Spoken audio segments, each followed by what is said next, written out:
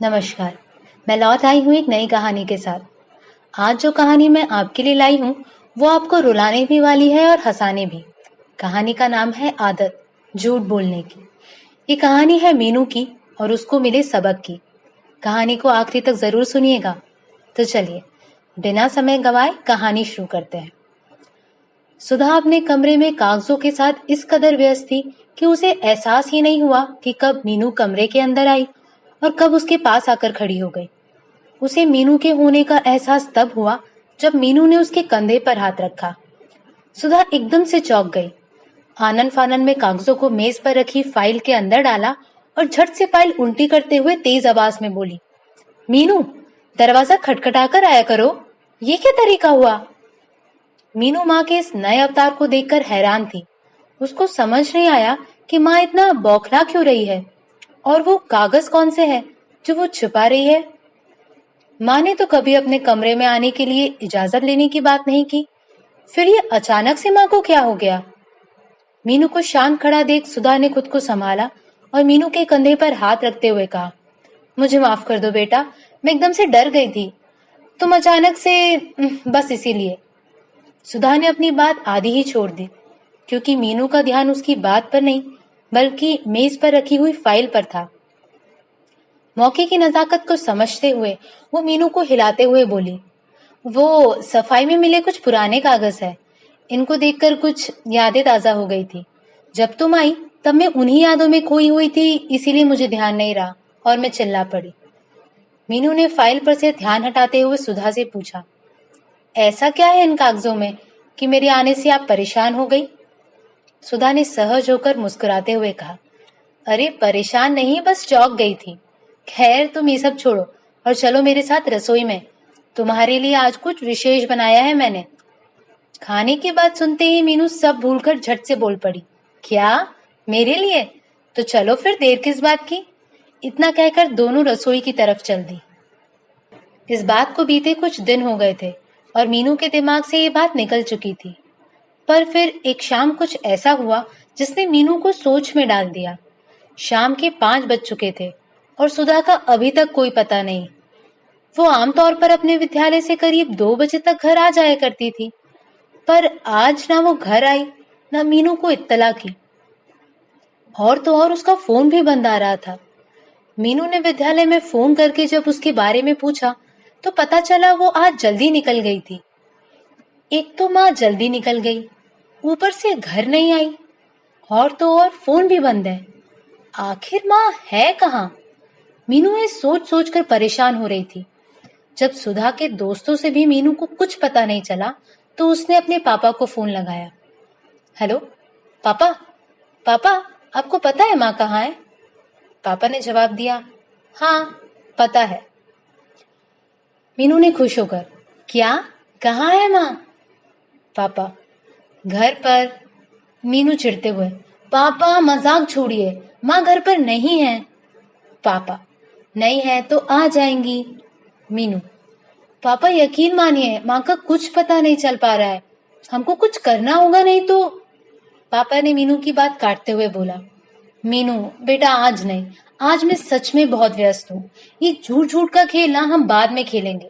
और मैं तुम्हें चेतावनी दे रहा हूँ, बात बात पर झूठ बोलना बंद करो, नहीं तो किसी दिन मुसीबत में पड़ जाओगी। इतना कहकर विशाल ने फोन काट दिया। मीनू को आज खुद की झूठ बोलने की आदत पर गुस्सा और शर्म दोनों आ रही थी। उसके माँ पापा हमेशा कहते थे, मीनू तुम किसी दिन सच भी बोलोगी ना तो भी लोग यकीन नहीं करेंगे। तुम खुद पर से दूसरों का भरोसा तोड़ती जा रही हो और इसके लिए तुम खुद जिम्मेदार हो। पर मीनू हमेशा उनकी बात को मजाक में टाल दिया करती थी, बिना उनकी समझाइश की अहमियत समझे। उसको आज उसका सबक मिल गया था। उसने आगे कभी भी झूठ ना बोलने का खुद से वादा किया। खैर अब सिवाय इंतजार करने के उसके पास कोई चारा भी नहीं था। पर फिर अचानक उसे ध्यान आया कि कुछ दिन पहले माँ उससे कुछ कागज छुपा रही थी। क्या पता उन कागजों में कोई सुराग मिल जाए। ये सोचकर वो सीधे माँ के कमरे में पहुंच गई। वो फाइल अभी भी मेज पर रखी थी। उसने फाइल उठाई, पर जो फाइल पर लिखा था वो देखकर वो घबरा गई। फाइल किसी अस्पताल की थी और उस पर उसकी माँ का नाम लिखा था। उसने झट से फाइल खोली। पर ये क्या, कागज तो गायब है। अब उसे यकीन हो गया कि हो ना हो माँ अस्पताल ही गई होगी और माँ उन सबसे कुछ छुपा रही है। उसने तय कर लिया कि वो बात का पता करने अस्पताल जाएगी कि तभी घंटी बजी। वो भागकर दरवाजा खोलने गई तो देखा सुधा बाहर खड़ी थी। वो झट से उसके गले लग गई। सुधा हैरानी से पूछे, क्या हुआ? मीनू एक सांस में बोल पड़ी, माँ तुम अस्पताल क्यों गई थी? बोलो ना क्या हो गया तुमको, और क्या छुपा रही हो तुम हमसे? सुधा धीरे से मुस्कुराई और बोली, किसने कहा मैं अस्पताल गई थी?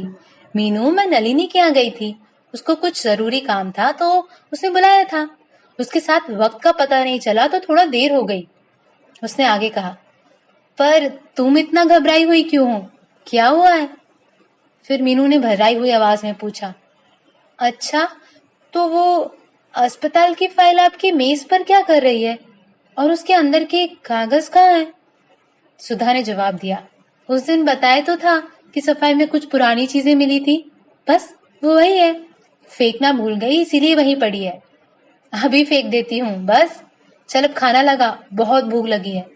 इतना कहकर वो अपने कमरे में चली गई। मीनू को सुधा की बातों पर यकीन तो नहीं हुआ था, पर वो रसोई की तरफ चली गई। दूसरे दिन सुधा ने छुट्टी ले ली थी। मीनू के पूछने पर कि तबीयत ठीक नहीं है क्या, सुधा ने जवाब दिया था, ठीक है, बस आज जाने का मन नहीं कर रहा। मीनू को इस बात पर यकीन नहीं हो रहा था। बिना बात की छुट्टी, और वो भी माँ, असंभव। अब उसका शक यकीन में बदलने लगा था कि माँ कुछ तो छुपा रही है। दिन में जब वो अपने कमरे में माँ के बदलते व्यवहार के बारे में सोच ही रही थी, तभी उसको गिलास गिरने की आवाज आई। वो भागकर बाहर आई तो देखा माँ डगमगा रही थी। उसने जाकर माँ को सहारा दिया और कुर्सी पर बैठाया। उसकी आंखों में आंसू चमक रहे थे। शायद माँ की चिंता ने उसको गंभीर बना दिया था। उसने माँ को पानी पिलाया और जब सुधा थोड़ा संभल गई तो उसने सुधा का हाथ पकड़ते हुए कहा, माँ चलो अस्पताल चलते हैं। सुधा ने हल्का सा मुस्कुराते हुए कहा, अरे मैं ठीक हूँ, बस थोड़ा सा थक गई हूँ। आराम करूंगी तो ठीक हो जाऊंगी। चिंता की कोई बात नहीं है बेटा। मीनू को अब माँ की किसी बात पर यकीन नहीं हो रहा था। वो घबरा रही थी, पर करे भी तो क्या? माँ सच बोलने को तैयार ही नहीं थी। आज उसको समझ आ रहा था कि दूसरों के झूठ बोलने से कितनी तकलीफ होती है। उसने पूरे दिन माँ की खूब सेवा की और तय किया कि कल वो माँ को खुद लेकर अस्पताल जाएगी, उसी अस्पताल जिसकी फाइल माँ के मेज पर थी।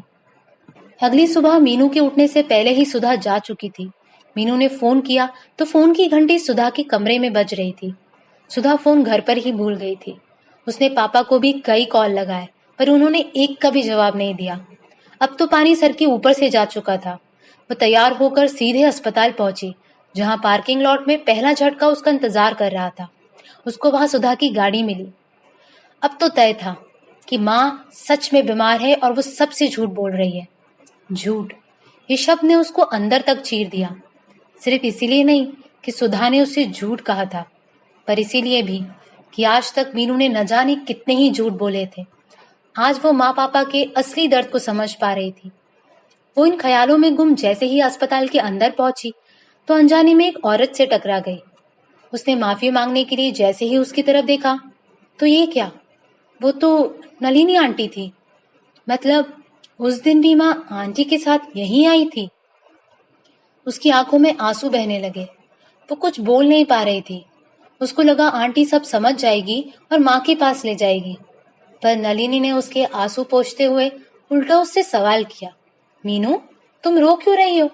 और अकेले तुम यहाँ क्या कर रही हो?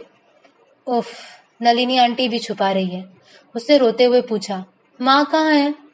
नलिनी ने जवाब दिया, माँ? माँ यहाँ क्यों होगी? मैं तो अपने दोस्त को देखने आई थी। खैर चलो, मैं तुमको घर छोड़ दूं, माँ चिंता करेगी नहीं तो। इतना कहकर वो मीनू को बाहर की ओर ले जाने लगी। तभी मीनू हाथ छुड़ाकर सीधे अंदर की ओर भागी। उसको यकीन था माँ अंदर है। वो दौड़ते हुए अस्पताल के हर कमरे में माँ को ढूंढने लगी। आखिरकार उसकी तलाश एक कमरे में जाकर खत्म हुई। माँ बिस्तर पर बैठी थी। उसने भागकर माँ की गोद में अपना सर रख दिया और रोते हुए बोली, माँ बस करो अब, मैं और झूठ नहीं झेल सकती। माँ आप लोग सच कहते थे, झूठ बहुत तकलीफ देता है। मैं आपसे वादा करती हूँ अब कभी झूठ नहीं बोलूंगी। फिर उसने सुधा के चेहरे को हाथों में लेकर कहा, माँ, क्या हुआ है तुमको? बोलो ना। सुधा ने उसके हाथों को अपने हाथों में लेते हुए कहा, कुछ नहीं बेटा, मैं तो नलिनी को देखने आई थी। मुझे कुछ नहीं हुआ। मीनू झुंझलाकर उठ खड़ी हुई।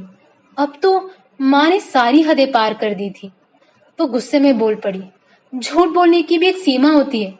आप मुझसे बात बात पर झूठ बोल रही हो, और वो भी सामने सामने। सब कुछ मेरी आंखों के सामने है। मैं सब जान चुकी हूँ, ये बात आप भी जानते हो, पर फिर भी झूठ बोलते जा रही हो। तुम अस्पताल में हो, बीमार हो, सबको पता है, बस मुझे नहीं। आखिर क्यों कर रही हो ये सब? पर तुम्हें कब से झूठ बोलने से परहेज होने लगा मीनू? ये सुधा की नहीं, बल्कि दरवाजे पर खड़े उसके पापा की आवाज थी। वो पापा को देखकर हैरान हो गई। मतलब पापा को भी माँ के बारे में पता है, और वो भी छुपा रहे थे। ये सोचकर वो और दुखी हो गई। मीनू को सच में अपनी झूठ बोलने की आदत पर शर्मिंदगी हो रही थी। वो अपना सबक सीख चुकी थी, पर शायद बहुत गलत समय पर। उसने कान पकड़ लिए। वो कुछ बोल नहीं पा रही थी, बस खड़े खड़े जोर जोर से रो रही थी। सुधा बिस्तर से उठी और मीनू के हाथों को उसके कानों से हटाते हुए बोली, अगर सच में तुम बदल गई हो और वादा करती हो कि अब कभी झूठ नहीं बोलोगी, तो शायद अब हम सब घर चल सकते हैं। मीनू बड़ी बड़ी आंखों से माँ पापा को देखते हुए बोल पड़ी, ओह, तो असल में अस्पताल हम माँ के लिए नहीं, बल्कि मेरे झूठ बोलने की आदत को जड़ से मिटाने के लिए आए थे। इतना कहकर वो खुद पर हंसने लगी। बस इतनी सी थी आज की कहानी। उम्मीद है आपको पसंद आई होगी। मैं फिर लौटूंगी एक नई कहानी के साथ। तब तक अपना ख्याल रखिएगा। नमस्कार।